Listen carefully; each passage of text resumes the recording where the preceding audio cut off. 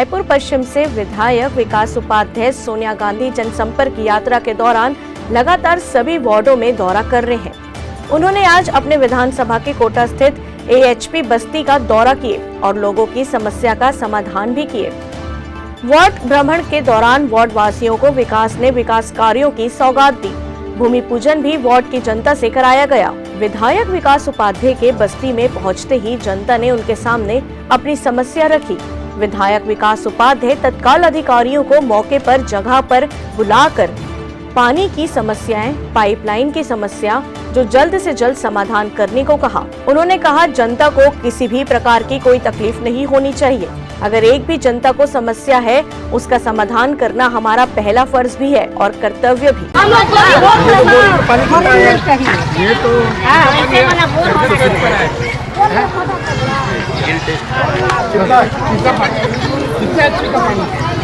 अरे कितना इंच गया नीचे। अगर ये पाइप इसमें पानी है तो पाइप लाइन को इधर जुड़वा देना, एक टंकी लगा देना। ठीक है, टंकी लगा देना, पानी वैसी लगेगा, भर जाएगा। हाँ, टंकी लगा देना।